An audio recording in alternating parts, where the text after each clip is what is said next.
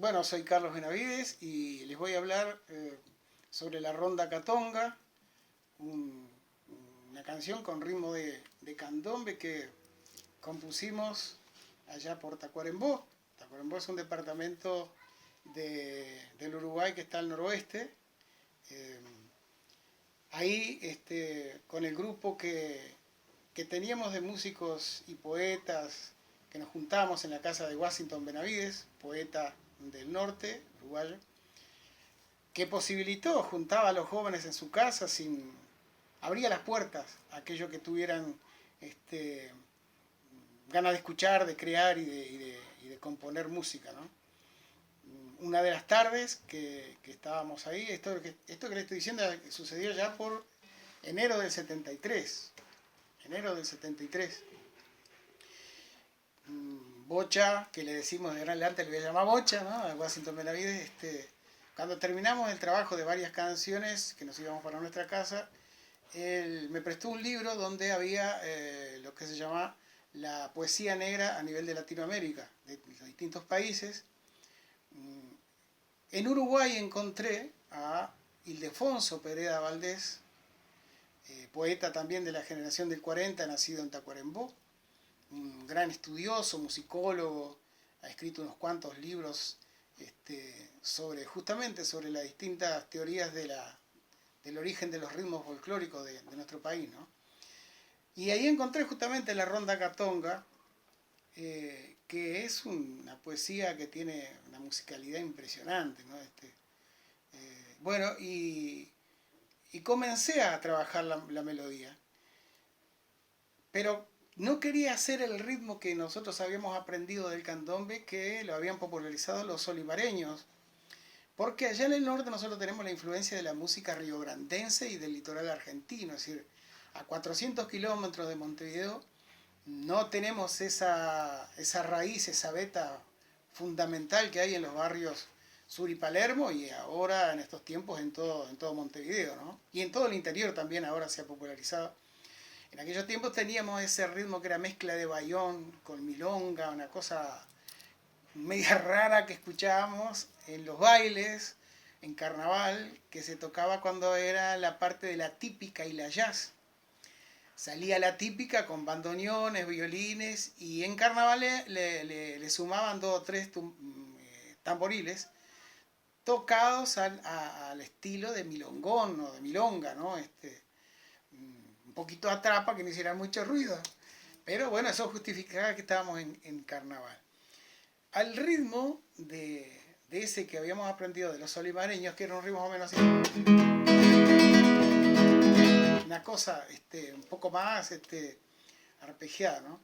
Yo traté de remedar el ritmo de los tamboriles que oía, eso sí, fue una gran influencia que tuve, y para mí fue oro.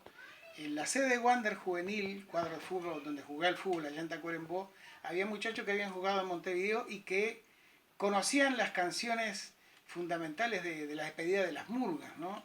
Y también tocaban el tamboril. Entonces ahí aprendí el sonido del chico, el repique y el piano, lo escuchaba. Y traté de hacerlo en la guitarra, le puse una esponja contra el puente de la guitarra, entonces sonaba más o menos así, ¿no?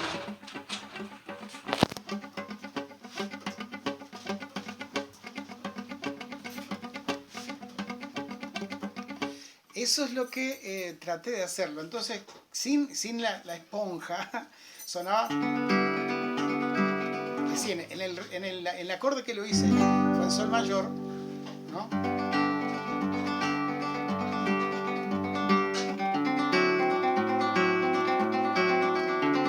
Bueno, y después lo que hice fue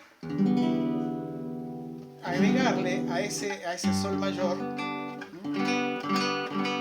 no hacerlo con la octava y la quinta del acorde, sino hacerlo justamente con la sexta,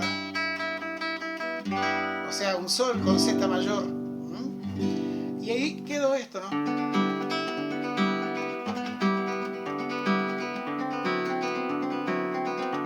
Acá le agregué un re mayor, por supuesto, con séptima menor y sexta.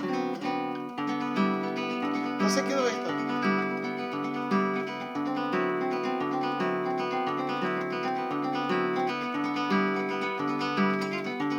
Un sol séptima,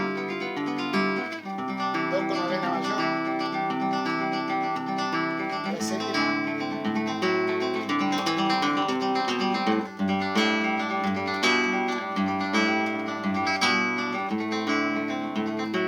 y ahí la canto. Los niños en las esquinas forman la ronda catonga, rueda de todas las manos que rondan la rueda ronda.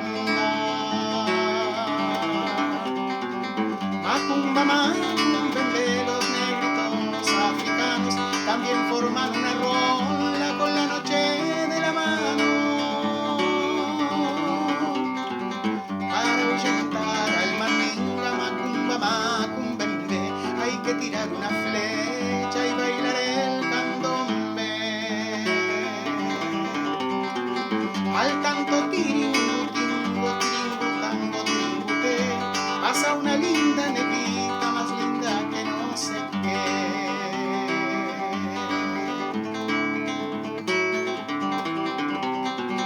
Las estrellas forman ronda cuando juegan con el sol, y en el candombe del cielo la luna es un gran tambor.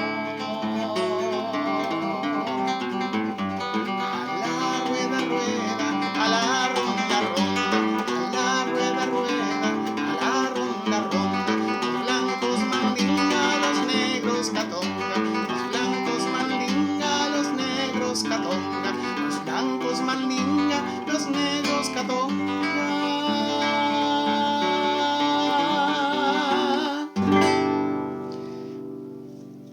Ahí es la música y el ritmo que traté de hacerle cercana tal vez a lo que es el candombe.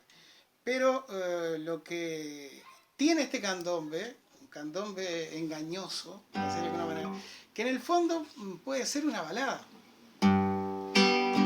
Los niños en las esquinas rondan la ronda catonga, rueda de todas las manos que rondan la redonda.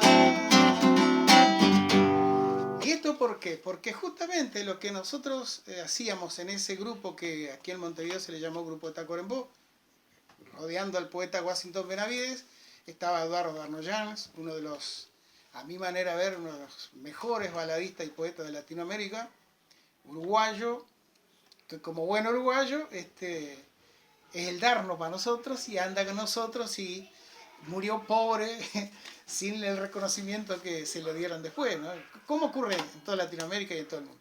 Pero eso es harina de otro costal que después un día hablaremos. Y estaban los Eduardos, Eduardo Lavernois y Eduardo Lagos, que eran un dúo.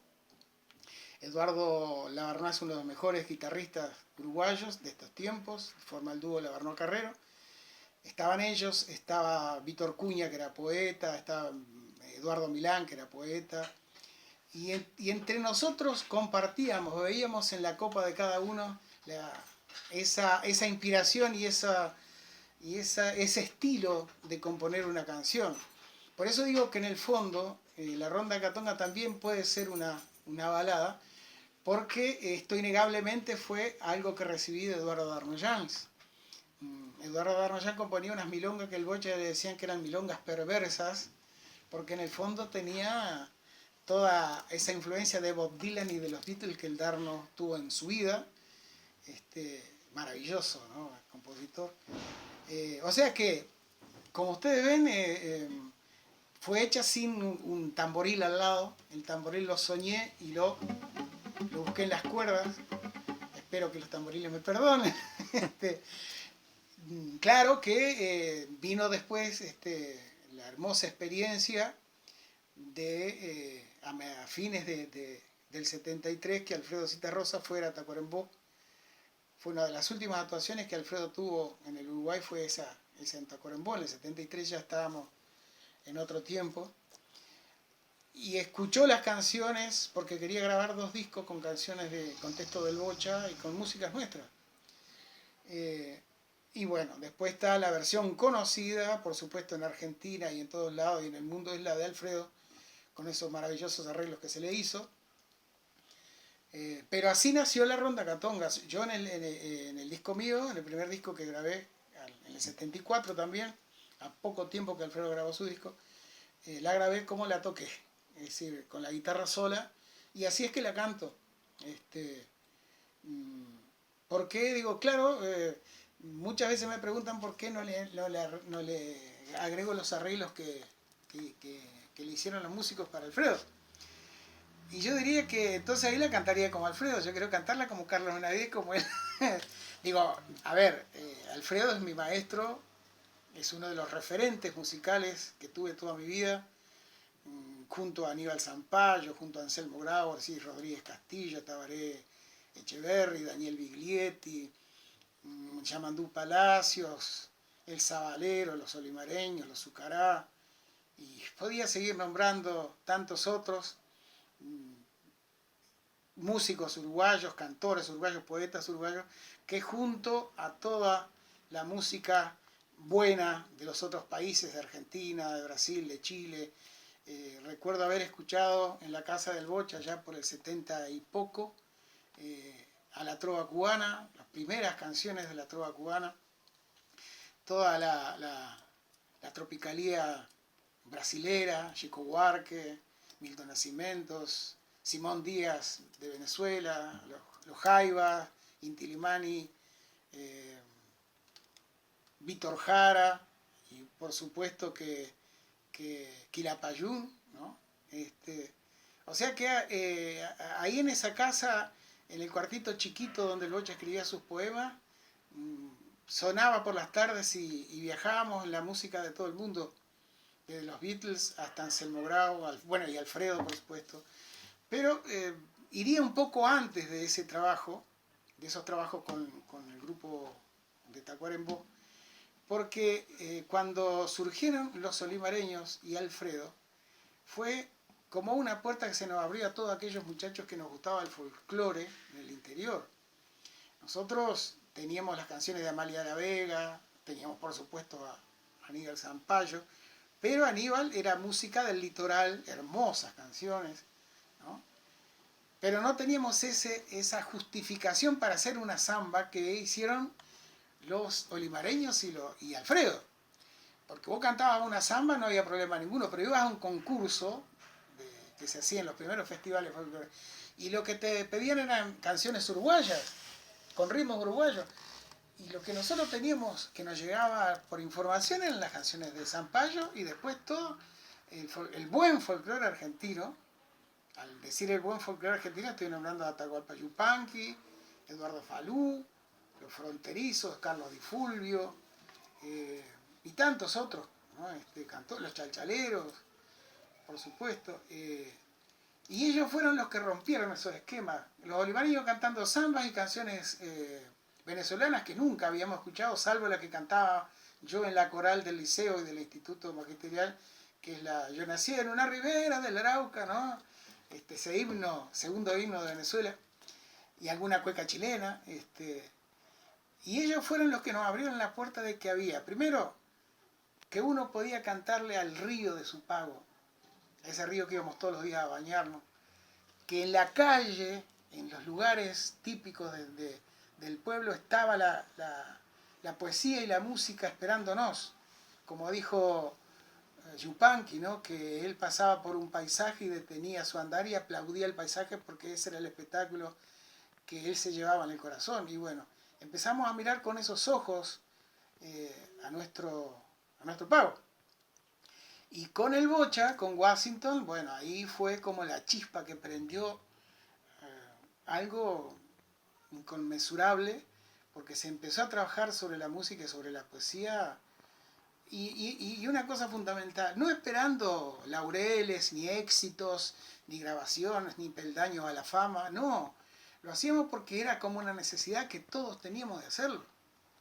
Y así hacíamos espectáculos conjuntos, con poesía, del Bocha, con poesía de Víctor Cuña, de Eduardo Milán, canciones compartidas con los Eduardos, con Darmoyán, cantábamos juntos.